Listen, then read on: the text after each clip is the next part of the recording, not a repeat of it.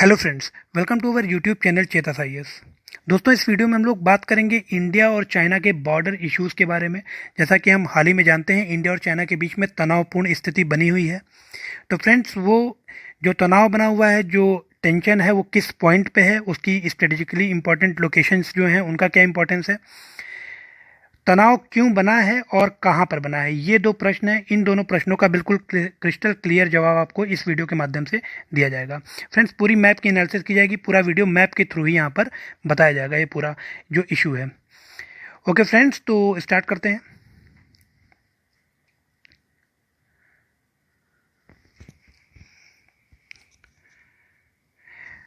तो friends, India और China के बीच में जो इशू है वो है इंडिया और चाइना के बॉर्डर पे। और इंडिया और चाइना के बीच में जो बॉर्डर है उसे हम बोलते हैं लाइन ऑफ एक्चुअल कंट्रोल, मतलब एलएसी। एलओसी नहीं बोलते हैं उसे, एलओसी का मतलब होता है लाइन ऑफ कंट्रोल। फ्रेंड्स, अभी हम बात कर रहे हैं लाइन ऑफ एक्चुअल कंट्रोल की, इंडिया और चाइना के बीच में जो बॉर्डर है उसकी। फ्रेंड्स, एलएसी की जो लेंथ है टोटल वो है 4056 किलोमीटर की, मतलब 4056 किलोमीटर ये लंबा है पूरा एलएसी। और ये 4 स्टेट और 1 यूटीज में फैला हुआ है। तो फ्रेंड्स, अगर 4 स्टेट की बात करें तो हिमाचल प्रदेश, उत्तराखंड, सिक्किम और अरुणाचल प्रदेश, इन 4 स्टेट्स में, और ये है लद्दाख जो कि एक यूटी है, यहाँ पर एलएसी का पूरा पार्ट यहाँ पर फैला हुआ है। फ्रेंड्स, एलएसी 3 सेक्टर में डिवाइड है। एक कहलाता है आपका ईस्टर्न सेक्टर, जो कि सिक्किम और अरुणाचल प्रदेश का जो पार्ट है वो आ जाता है ईस्टर्न सेक्टर में। फ्रेंड्स, मिडिल सेक्टर जो है उसमें हिमाचल प्रदेश और उत्तराखंड का पार्ट आता है, और जो वेस्टर्न सेक्टर है वो हमारा लद्दाख का पोर्शन होता है। तो अभी जो आजकल इशू बना हुआ है, जो आजकल बोन ऑफ कंटेंशन बना हुआ है, वो हमारा वेस्टर्न सेक्टर। वेस्टर्न सेक्टर में लद्दाख में जो गलवान वैली है वहां पर ये इशू चल रहा है। फ्रेंड्स, 1962 में आपको ये याद रखना होगा कि 1962 का जो इंडिया चाइना वॉर हुआ था, उसमें उस वॉर का सबसे ज़्यादा एडवर्स इम्पैक्ट आपका वेस्टर्न सेक्टर और ईस्टर्न सेक्टर में देखने को मिला था। मतलब वेस्टर्न सेक्टर में जो लद्दाख रीजन है वो पूरा टेंशनाइज था, और अगर ईस्टर्न सेक्टर की बात करें फ्रेंड्स तो यहाँ पर अरुणाचल प्रदेश। तो इन दो जगहों पर इंडिया चाइना वॉर हुआ था 1962 में। क्यों हुआ था, अभी इसके बारे में हम लोग बात करेंगे। सबसे पहले फ्रेंड्स, जो ये टेंशन बना हुआ है गलवान वैली में, तो इस पूरे एरिया की लोकेशंस जो इंपॉर्टेंट है वो आपको एकदम अच्छे से पता होनी चाहिए, तो वो मैं आपको बताऊंगा यहाँ पे। तो फ्रेंड्स, आप यहाँ पर, ये है हमारा जम्मू एंड कश्मीर, और इसमें फ्रेंड्स जो आफ्टर बाइफर्केशन 2 यूटी में तब्दील हो गया, तो यहाँ पर ये आपका जो एरिया है ये आपका कहलाता है जम्मू एंड कश्मीर, और जो बाकी बचा पोर्शन है वो आपका कहलाता है लद्दाख। फ्रेंड्स, अभी जो इशू है वो लद्दाख में चल रहा है। तो लद्दाख में हम देखेंगे कि ये जो शेडेड पोर्शन है ये आपका कहलाता है काराकोरम रेंजेस। मतलब ये वाले जो शेड्स हैं ये काराकोरम रेंजेस हैं, और जो ये पीछे वाले शेड हैं ये आपके कहलाते हैं कुनलुन माउंटेन्स। ठीक है, तो काराकोरम रेंज और कुनलुन माउंटेन के बीच में जो ये वाला फ्लैंक है ये आपका कहलाता है अक्साई चिन। अक्साई चिन एरिया जो है फ्रेंड्स ये आपका चाइना द्वारा एडमिनिस्ट्रेड है। ठीक है, मतलब यहाँ पर चाइनीज आर्मी का कंट्रोल है, चाइना द्वारा एडमिनिस्ट्रेड है। बट ये इंडिया की टेरिटरी है, claimed by India. India claim करता है कि ये उसकी टेरिटरी है और ये इंडिया की ही टेरिटरी है, लेकिन करंटली चाइना द्वारा एडमिनिस्ट्रेड है। फ्रेंड्स, ये ठीक उसी तरह है जिस तरह हमारा पीओके रीजन है। पीओके रीजन में हम देखते हैं कि वो पाकिस्तान द्वारा एडमिनिस्ट्रेड है, लेकिन वो इंडिया की टेरिटरी है। So India claimed by India और एडमिनिस्ट्रेड बाय पाकिस्तान। उसी तरह अक्साई चिन है हमारा। उसके बाद फ्रेंड्स, ये जो ट्राइंगल एरिया है ये आपका कहलाता है सियाचिन ग्लेशियर, जो कि इंडिया की ही टेरिटरी है और इंडिया द्वारा एडमिनिस्ट्रेड है। यहाँ पर फ्रेंड्स हमारा ले है, और ये वाला जो एरिया है लद्दाख का ये वाला पार्ट कहलाता है कारगिल। ठीक है, कारगिल का जो ये वाला पॉइंट है इसको बोलते हैं केरिस, और इस केरिस पे आपकी ये वाली रिवर इंडस, ये आपकी इंडस रिवर है। मैं फिर से दिखाता हूँ आपको। फ्रेंड्स, जो ये रिवर है ये इंडस रिवर है। तो ये जो पॉइंट है केरिस, केरिस पॉइंट पर इंडस रिवर से ये वाली रिवर आके मिलती है जिसको हम बोलते हैं श्योक। तो ये रिवर है आपकी श्योक रिवर। ठीक है, और फ्रेंड्स जो ये रिवर है ये आपकी कहलाती है गलवन रिवर, जहाँ पर ये पूरा डिस्प्यूट चल रहा है गलवन रिवर वैली पे। तो जहाँ पर ये आप हाईलाइटेड पॉइंट देख रहे हो ये आपका गलवन वैली है, और ये जो रिवर इस पॉइंट पर आकर मिल रही है वो आपकी गलवन रिवर है। तो ये पूरा हमारा ज्योग्राफिकल लोकेशन था। अब हम लोग बात करते हैं कि जो इश्यूज चल रहे हैं। तो फ्रेंड्स, अभी मैंने आपको बताया कि ये आपका ये वाला जो लाइन है इंडिया और चाइना के बीच में, ये आपका लाइन ऑफ एक्चुअल कंट्रोल कहलाता है। लेकिन अगर करंट सिचुएशन की बात करें फ्रेंड्स, तो आप अंदर की तरफ जो यहाँ पर रेड कलर का लाइन देख रहे हो गलवन वैली के ऊपर, वो आपका लाइन ऑफ एक्चुअल कंट्रोल कहलाता है, LAC। तो लाइन ऑफ एक्चुअल कंट्रोल यहाँ से यहाँ कैसे आ गया, है ना, ये भी एक क्वेश्चन है कि ये अभी तो मैंने बताया कि आपको ये वाला लाइन ऑफ एक्चुअल कंट्रोल है, लेकिन अब ये मैं कह रहा हूँ कि ये वाला लाइन जो है गलवान वैली के ऊपर वाला, वो आपका लाइन ऑफ एक्चुअल कंट्रोल है। तो फ्रेंड्स, जो 1962 का इंडिया चाइना वॉर हुआ था, उसमें चाइना ने अक्साई चीन के पार्ट पे इलीगल ऑक्यूपेशन किया। अक्साई चीन का जो पार्ट था वहाँ पर चाइना का एडमिनिस्ट्रेशन हो गया। तो अब जो लाइन ऑफ एक्चुअल कंट्रोल है वो हमारा यहाँ पर है, गलवान वैली के पास। ठीक है, ये आपको याद रखना होगा। और आपको ये भी ध्यान रखना होगा कि जो श्योक रिवर है वो गलवान वैली, या जो हमारा actual line of actual control है, उसके बिल्कुल पैरेलल होकर के गुजरती है, जो श्योक रिवर है। तो फ्रेंड्स, ये मैं इसलिए बता रहा हूँ क्योंकि अभी जो इशू चल रहा है उसमें इन्हीं सारी चीज़ों की इंपॉर्टेंस है। तो फ्रेंड्स, जो हमारी गलवान वैली है, ये आपकी मिलिट्री का एक एरिया है, SSN, सब सेक्टर नॉर्थ एरिया मिलिट्री का, उसके अंतर्गत ये आता है गलवान वैली। इंडिया का जो सब सेक्टर नॉर्थ है, इंडियन आर्मी का ये एरिया है, उस SSN के अंदर आपकी गलवान वैली आती है। तो अब इसको थोड़ा हम लोग जूम करके समझते हैं इस पूरे रीजन को कि डिस्प्यूट क्या है। फ्रेंड, जब 1962 का इंडिया चाइना वॉर हुआ था, तो पहले चाइना ने सितंबर 1962 की बात करें तो सितंबर 1962 में चाइना ने यहाँ तक कब्जा किया था। ठीक है, और ये पूरा एरिया उसके एडमिनिस्ट्रेशन में आ गया। इलीगल ऑक्यूपेशन उसने इस पॉइंट तक किया था। लेकिन दो महीने बाद, मतलब सितंबर के बाद नवंबर 1962 में वो और आगे बढ़ गया, वो यहाँ पे आ गया। ठीक है, और अभी इसी लाइन को हम बोलते हैं line of actual control.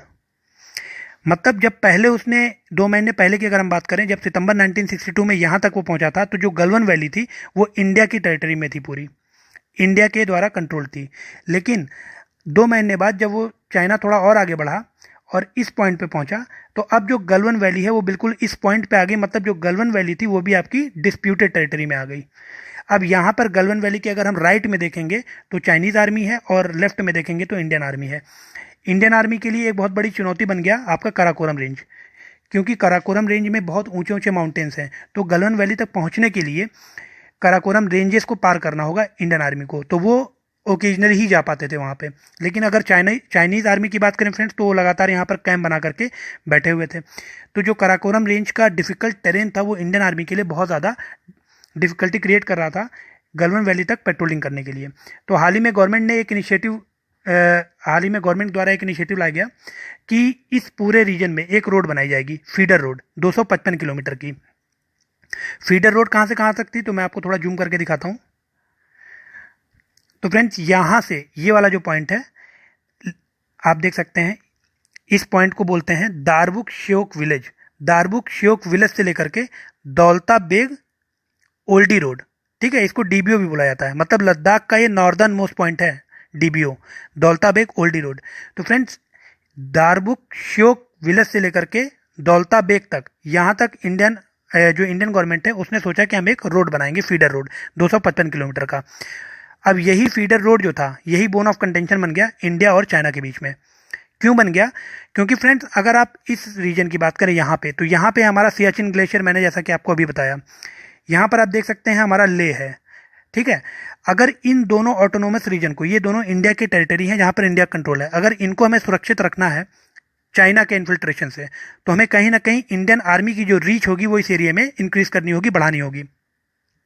Karakoram की डिफिकल्ट टेरेन होने की वजह से इंडियन आर्मी यहाँ पर इजी वे में पेट्रोलिंग नहीं कर पाती थी, इसलिए यहाँ पर ये फीडर रोड बनाई गई ताकि जो आर्मी की सप्लाई है वो ईजिली हो सके, यहाँ पर उसको एक्सेसिबल बनाया जा सके इस जगह को। तो इससे सबसे ज़्यादा प्रॉब्लम किसे होगी? जाहिर सी बात है चाइना को होगी, क्योंकि चाइना यहाँ पर अपना शासन चलाता है। ठीक है, अब चाइना का एडमिनिस्ट्रेशन चल रहा है, अगर यहाँ पर इंडिया ने इतनी बढ़िया यहाँ पर अगर रोड बना दी, तो जो इंडियन आर्मी है उसका मूवमेंट बहुत ईजी हो जाएगा, जो कि पहले काराकोरम रेंज की वजह से रुक रहा था। तो यही फ्रेंड्स इशू बना हुआ है पूरा गलवान वैली के ऊपर। ठीक है, अब इस रोड की क्या इंपॉर्टेंस आप देख सकते हैं फ्रेंड्स। ये जो पीला कलर आपको दिख रहा है, येलो कलर, ये हमारा दौलता बेग ओल्डी रोड, जिसको हम DBO कह सकते हैं। यहाँ पर आप देख सकते हैं फ्रेंड्स, जो ब्लू कलर दिख रहा है, ब्लू कलर आपका श्योक रिवर है। ठीक है। तो एग्जाम में ये भी पूछा सकता है कि जो दौलता बेग ओल्डी रोड या फिर जो रिसेंट डिस्प्यूट क्रिएट हुआ है इंडिया और चाइना के बीच में, वो किस रिवर के ऊपर रोड बनाने से क्रिएट हुआ है। तो फ्रेंड्स वो श्योक रिवर है, जो कि इंडस की ट्रिब्यूटरी है। अब आप जल्दी से मुझे कमेंट सेक्शन में लिख के बताओ कि जो श्योक रिवर है वो इंडस की राइट बैंक ट्रिब्यूटरी है या लेफ्ट बैंक ट्रिब्यूटरी है। बहुत इंपॉर्टेंट क्वेश्चन है ये। तो फ्रेंड्स ये जो रेड लाइन है ये आपकी लाइन ऑफ एक्चुअल कंट्रोल है, एलएसी है। उसी के जस्ट पैरेलल में आप देख रहे हैं चल रहा है हमारा जो रोड बनाया जा रहा है फीडर रोड 255 किलोमीटर का, दौलता बेग ओल्डी रोड। और यहीं पे आप देखेंगे कि श्योक रिवर भी बह रही है। तो स्ट्रेटेजिकली ये लोकेशन बहुत ज़्यादा इंपॉर्टेंट है। फ्रेंड जो गलवन वैली है इसका एक और इंपॉर्टेंस है, आप देख सकते हैं ये एक गेटवे की तरह काम करता है। ये एरिया है पूरा लद्दाख का, और यहाँ पर जो पूरा एरिया है ये है पूरा अक्साई चीन का एरिया। अक्साई चीन का जो एरिया है ये चाइना द्वारा एडमिनिस्ट्रेड है, और जो लद्दाख का एरिया फ्रेंड्स वो इंडिया द्वारा एडमिनिस्ट्रेड है। तो कहीं ना कहीं इंडिया और चाइना के बीच में ये गेटवे का काम करता है लद्दाख, जो आपका गलवन वैली है। ठीक है, जो गलवन रिवर की घाटी है वो गेटवे की तरह काम करती है। तो ये इसलिए भी इंपॉर्टेंट है। तो इसीलिए यहाँ पर ये डिस्प्यूट चली है, क्योंकि इंडिया ये रोड बना रहा है और चाइना नहीं चाहता है कि इंडिया यहाँ पर कोई रोड बनाए। फ्रेंड्स इंडिया चाइना जो वॉर हुआ था 1962 का, उसके पीछे भी एक बैकग्राउंड है कि ये क्यों हुआ था। तो फ्रेंड्स एक इंपॉर्टेंट रीज़न है जो अक्सर निकल के आता है कि चाइना 1957 में एक नेशनल हाईवे बना रहा था G219, इसको G219 बोला। ये चाइना ने एक नेशनल हाईवे बनाया, और ये नेशनल हाईवे बनाया इसने अक्साई चीन रीजन में। अब अक्साई चीन रीजन तो हमारी टेरिटरी है, इंडिया की टेरिटरी है, और बिना इंडिया के कंसेंट के उसने यहाँ पर एक नेशनल हाईवे बना दिया। तो इसलिए यहाँ पर एक बोन ऑफ कंटेंशन क्रिएट हो गया इंडिया चाइना के बीच में, जो कि बाद में तब्दील हो गया इंडिया चाइना वॉर ऑफ 1962 में। ठीक उसी तरह फ्रेंड्स अगर हम बात करें पीओके रीजन की, तो पीओके रीजन में आपने न्यूज़ में देखा होगा कि यहाँ पर चाइना पाकिस्तान इकोनॉमिक कॉरिडोर है सीपीईसी, वहाँ से इस प्रोजेक्ट के तहत एक रोड निकाल रहा है वो पीओके रीजन से। तो यहाँ पर जो वो पीओके रीजन में रोड बना रहा है वो पाकिस्तान की केवल कंसेंट से बना रहा है, जबकि वो इंडिया की टेरिटरी है। एडमिनिस्ट्रेड बाय पाकिस्तान है, ठीक है, लेकिन इंडिया की टेरिटरी है, इसलिए इंडिया से भी कंसेंट लेनी पड़ेगी, इसलिए इंडिया वहाँ पर उसको रोड बनाने नहीं दे रहा है।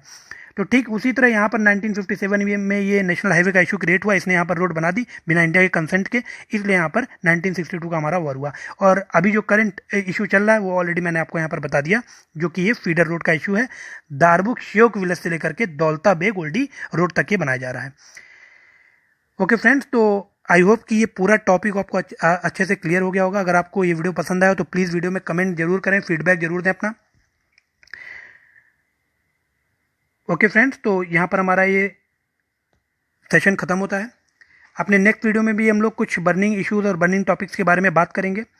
फ्रेंड्स अगर आपने अभी तक हमारे टेलीग्राम के चैनल या ग्रुप को सब्सक्राइब नहीं किया तो उसे सब्सक्राइब कर लें, क्योंकि जो भी यहाँ पर वीडियोस बनाई जाती हैं उनकी पीडीएफ यहाँ पर अपलोड की जाती है, तो इसे यहाँ पे आप इजीली डाउनलोड कर सकते हैं।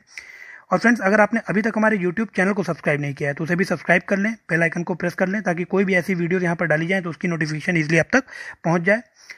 Okay friends, so thank you for watching this video.